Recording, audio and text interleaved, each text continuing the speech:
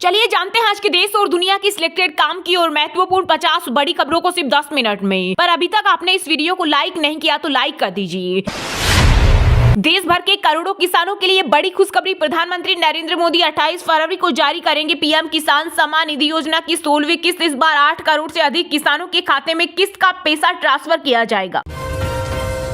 सच बोलो तो सीबीआई घर भेज दो, ये है मदर ऑफ डेमोक्रेसी। किसान के बेटे सत्यपाल मलिक पर एक्शन के बाद बोले राहुल गांधी। कहा मोदी जी, जनता जानती है कि आपने लोकतंत्र की हत्या की और जनता आपको इसका जवाब देगी।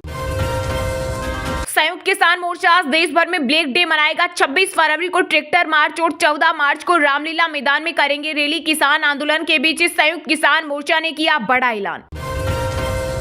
लोकसभा चुनाव से पहले फिर बजा पीएम मोदी का डंका। दुनिया भर के लोकप्रिय नेताओं की लिस्ट में शीर्ष पर काबिज। मॉर्निंग कंसल्ट पॉलिटिकल इंटेलिजेंस सर्वे ने जारी की सूची। जो बाइडेन और ऋषि सुनक भी पीछे छूटे। आईपीएल 2024 के 21 मैचों का शेड्यूल जारी। 22 मार्च को सीएसके आरसीबी के बीच ओपनिंग मुकाबला। 17 दिन में 4 डबल हेडर होंगे। भारत के सबसे बड़े सरकारी बैंक एसबीआई के ग्राहकों की संख्या हुई 50 करोड़ के पार। भारतीय स्टेट बैंक ने अपने सोशल मीडिया प्लेटफॉर्म पर इस उपलब्धि को किया साझा।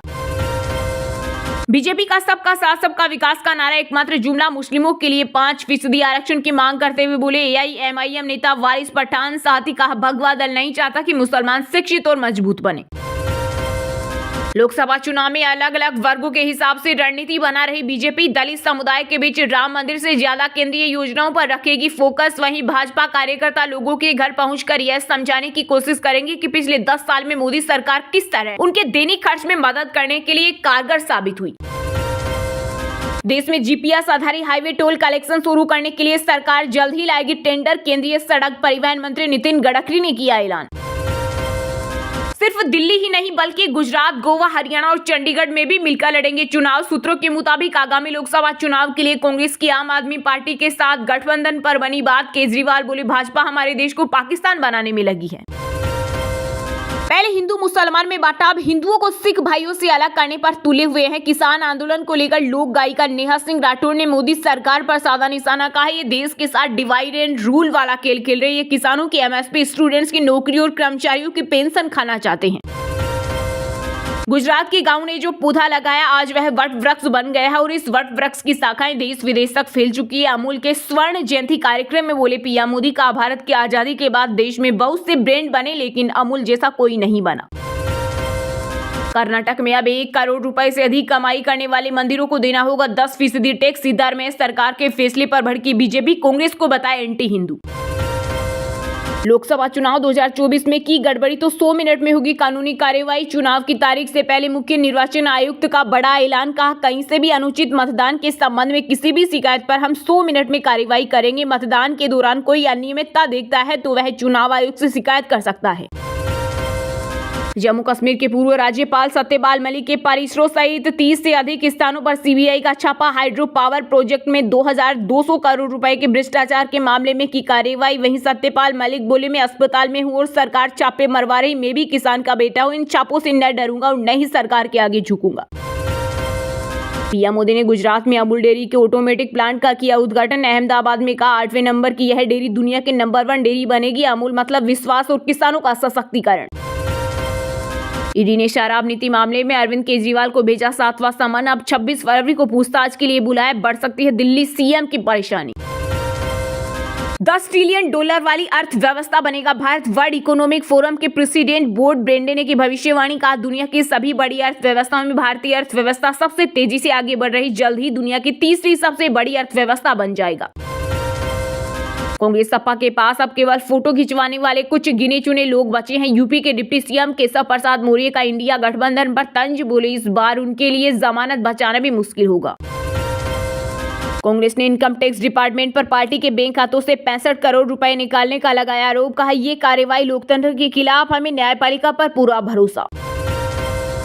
सुरक्षा मामलों की कैबिनेट समिति ने ब्रह्मोस मिसाइल खरीद के लिए 19,000 करोड़ रुपए के सौदे को दी मंजूरी। इससे भारतीय नौसेना को मिलेगा फायदा। लोकसभा चुनाव से पहले कमलनाथ के गढ़ में कांग्रेस को लगा बड़ा झटका। मध्य प्रदेश के छिंदवाड़ा में 48 नेताओं ने छोड़ी पार्टी। सीएम मोहन यादव की मौजूदगी में बीजेपी में हुए शामिल। मल्लिकार्जुन खड़गे को खतरा। खुफिया एजेंसियों के अलर्ट के बाद मिली जेड+ सिक्योरिटी। किसानों के दिल्ली कूच की धमकी के बीच यूपी के सीएम योगी आदित्यनाथ के बदले रुख किसानों के मुद्दों पर विचार करने के लिए समिति गठित करने का दिया आदेश। 6 मार्च को पश्चिम बंगाल जा सकते हैं पीएम मोदी। भाजपा नेता बोले, अगर संदेश काली की प्रताड़ित महिलाएं प्रधानमंत्री से मिलने की इच्छा जताएगी तो पार्टी इसकी व्यवस्था करेगी। मुकेश अंबानी के बेटे अनंत की प्री वेडिंग 1 मार्च को जुकरबर्ग से लेकर इवांका ट्रंप शामिल हो सकते हैं। जामनगर में 3 दिन सेलिब्रेशन।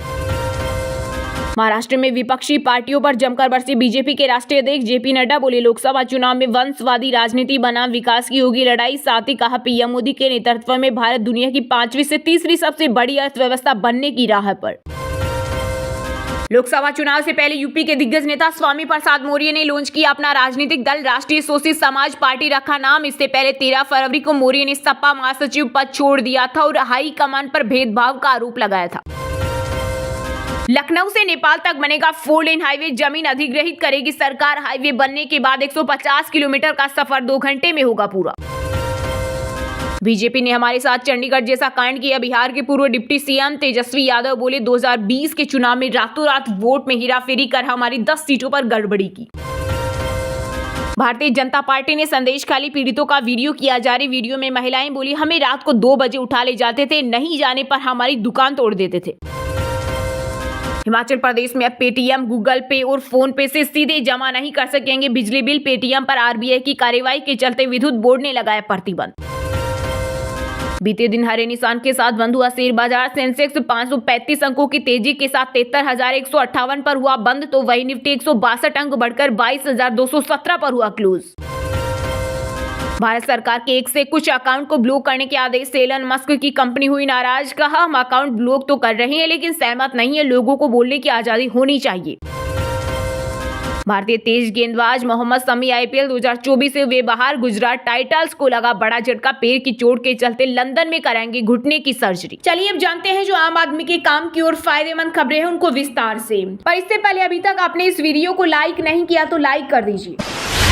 सच बोलो तो सीबीआई घर भेज दो, ये है मदर ऑफ डेमोक्रेसी। किसान के बेटे सत्यपाल मलिक पर एक्शन के बाद बोले राहुल गांधी। कहा, मोदी जी, जनता जानती है कि आपने लोकतंत्र की हत्या की और जनता आपको इसका जवाब देगी। जी हां, किरू हाइड्रो इलेक्ट्रिक प्रोजेक्ट भ्रष्टाचार मामले में सीबीआई ने जम्मू कश्मीर के पूर्व राज्यपाल सत्यपाल मलिक के घर पर छापेमारी की, जिसको लेकर जमकर राजनीतिक बवाल मचा हुआ है। वहीं मामले को लेकर कांग्रेस के पूर्व अध्यक्ष राहुल गांधी ने प्रधानमंत्री नरेंद्र मोदी पर हमला बोला। सोशल मीडिया प्लेटफॉर्म एक्स पर कांग्रेस नेता ने कहा, किसान एमएसपी मांगे तो उन्हें गोली मारो, ये है मदर ऑफ डेमोक्रेसी। जवान नियुक्ति मांगे तो उनकी बातें तक सुनने से इनकार कर दो, ये है मदर ऑफ डेमोक्रेसी। पूर्व गवर्नर सच बोले तो उनके घर सीबीआई भेज दो, ये है मदर ऑफ डेमोक्रेसी। सबसे प्रमुख विपक्षी दल का बैंक अकाउंट फ्रीज कर दो, ये है मदर ऑफ डेमोक्रेसी। धारा 144 इंटरनेट बैन, नुकीली तारे और आंसू गैस के गोले, ये है मदर ऑफ डेमोक्रेसी। मीडिया हो या सोशल मीडिया, सच ही हर आवाज को दबा देना है, ये है मदर ऑफ डेमोक्रेसी। राहुल ने कहा, मोदी जी, जनता जानती है कि आपने लोकतंत्र की हत्या की और जनता जवाब देगी। वहीं सत्यपाल मलिक ने मामले पर प्रतिक्रिया व्यक्त करते हुए कहा, मैंने भ्रष्टाचार में शामिल जिन व्यक्तियों की शिकायत की थी उन व्यक्तियों की जांच न करके मेरे आवास पर सीबीआई द्वारा छापेमारी की गई। उन्होंने कहा, मेरे पास 4 से 5 कुर्ते पजामे के सिवा कुछ नहीं मिलेगा। तानाशाह सरकारी एजेंसियों का गलत दुरुपयोग करके मुझे डराने की कोशिश कर रहा है। मैं किसान का बेटा हूँ, इनके आगे ना डरूंगा और ना ही झुकूंगा।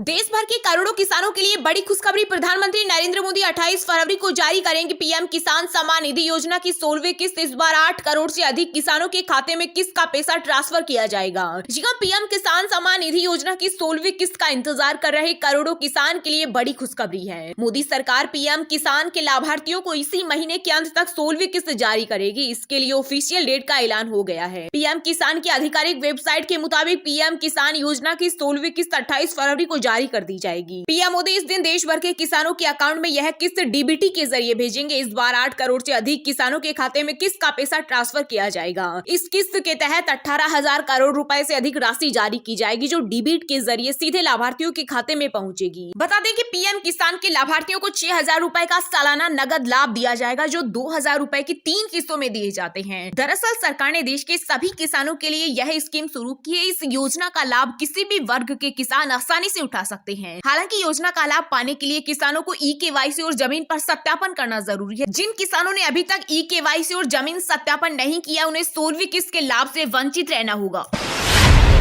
सिर्फ दिल्ली ही नहीं बल्कि गुजरात, गोवा, हरियाणा और चंडीगढ़ में भी मिलकर लड़ेंगे चुनाव। सूत्रों के मुताबिक आगामी लोकसभा चुनाव के लिए कांग्रेस की आम आदमी पार्टी के साथ गठबंधन पर बनी बात। उत्तर प्रदेश में समाजवादी पार्टी और कांग्रेस के बीच हुए गठबंधन के बाद अब आम आदमी पार्टी और कांग्रेस के बीच भी गठबंधन होता दिख रहा है। खास बात यह है कि गठबंधन सिर्फ दिल्ली तक सीमित नहीं होगा बल्कि गुजरात, गोवा, हरियाणा और चंडीगढ़ में भी दोनों दल मिलकर चुनाव लड़ेंगे। वहीं पंजाब में दोनों दल आपसी सहमति के मुताबिक अलग अलग चुनाव लड़ेंगे। सूत्रों के मुताबिक दोनों दलों में जो सहमति बनी है उसके मुताबिक दिल्ली में 4 से 3 के फॉर्मूले पर चुनाव लड़ा जाएगा, यानी 4 सीट पर आम आदमी पार्टी और 3 सीट पर कांग्रेस लड़े। हालांकि कांग्रेस 4 सीटों की मांग कर रही। दिल्ली की 4 सीट नई दिल्ली, दक्षिणी दिल्ली, पश्चिमी दिल्ली और उत्तर पश्चिम दिल्ली पर आम आदमी पार्टी चुनाव लड़ेगी तो कांग्रेस को पूर्व दिल्ली, उत्तर पूर्वी और चांदनी चौक सीट पर चुनाव लड़ने का मौका मिलेगा। सूत्रों के मुताबिक आम आदमी पार्टी ने साफ कर दिया था कि सिर्फ दिल्ली में गठबंधन नहीं होगा, इससे अन्य राज्यों में भी करना होगा। जिसके बाद गुजरात में 2 और हरियाणा में 1 सीट आम आदमी पार्टी को देने पर सहमति बनी है। गुजरात की भरूच और भावनगर सीट पर आप चुनाव लड़ेगी। इसके अलावा हरियाणा की भी 1 सीट आपके हिस्से में आएगी। सूत्रों के मुताबिक चंडीगढ़ सीट कांग्रेस को देने पर सहमति बन गई है। इसके अलावा आम आदमी पार्टी ने दक्षिण गोवा पर भी अपना दावा छोड़ने का फैसला लिया। वहीं पंजाब में दोनों दल अलग अलग ही चुनाव लड़ेंगे। इसे लेकर दोनों दलों के बीच पहले से ही सहमति बन गई थी।